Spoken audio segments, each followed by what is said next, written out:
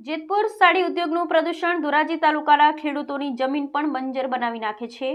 ધોરાજી તાલુકાના ઝાજમેર ગામે જેતપુરના કારખાનેદાર દ્વારા અનુરાગ પ્રોસેસ નામથી એક પ્રોસેસ હાઉસ ચલાવવામાં આવી રહ્યું છે।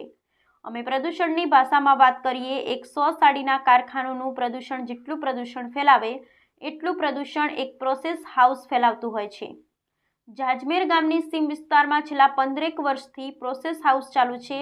આ પ્રોસેસ હાઉસ દ્વારા વરસાદી પાણી સાથે પ્રોસેસ હાઉસનું પાણી છોડી દેવામાં આવે છે, જેને કારણે સીમતળ વિસ્તારમાં ખેડૂતોના બોર કૂવાના પાણી કેમિકલ યુક્ત ઝેરી પ્રદૂષિત થઈ ગયા છે અને પાણીની પાઇપલાઇનો પણ સડવા લાગી છે। બોર કૂવા પાણીથી પાકને પિયત કરતા ખેતીની જમીન બિન ઉપજાઉ બંજર બની ગઈ છે અને આ પાણીને કારણે ગામમાં અસંખ્ય લોકોને ચામડીજન્ય રોગો થાય છે। ગામના સરપંચ વિપુલ બગડાએ પ્રદૂષણ અંગે ગંભીર આક્ષેપ કરતા જણાવેલ કે આ પ્રોસેસ હાઉસ જ્યારથી ગામમાં આવ્યું ત્યારથી ગામના 80 જેટલા લોકોના કેન્સરથી મોત થયા છે અને હાલમાં 20 જેટલા ગામવાસીઓ કેન્સરથી પીડાઈ રહ્યા છે। ભૂતકાળમાં આ અંગે પ્રદૂષણ બોર્ડને અનેકવાર લેખિત મૌખિક ખેડૂતોએ રજૂઆત કરેલ, પરંતુ પ્રદૂષણ બોર્ડ દ્વારા પ્રોસેસ હાઉસ સામે કંઈ પગલાં ભરવામાં આવ્યા નથી।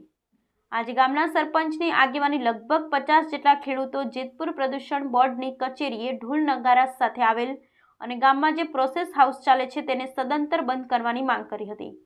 આ અંગે પ્રદૂષણ બોર્ડના ઇન્ચાર્જ રિજનલ અધિકારી ચૌહાણે જણાવેલ કે ઝાજમેર ગામના ખેડૂતો પ્રોસેસ હાઉસ સામે રજૂઆત કરવા આવવાની હોવાની અમોને જાણ થયાની સાથે જ અમોએ અમારા અધિકારીઓએ સ્થળ પર મોકલી પાણીના સેમ્પલ લેવડાવી દીધેલ છે અને પ્રોસેસ હાઉસનો ટ્રીટમેન્ટ પ્લાન્ટ તેમજ કોસ્ટિક રિકવરી પ્લાન્ટ એમ બંને પ્લાન્ટ બંધ છે, એટલે આ પ્રોસેસ હાઉસ ચાલતું હોય તો ગેરકાયદેસર કહેવાય અને અમો આ પ્રોસેસ હાઉસ ત્યાંથી બંધ થઈ જાય તેવા પ્રયત્નો કરીશું। Bureau report Hemant Shekhwa, Halar express news, Jetpur.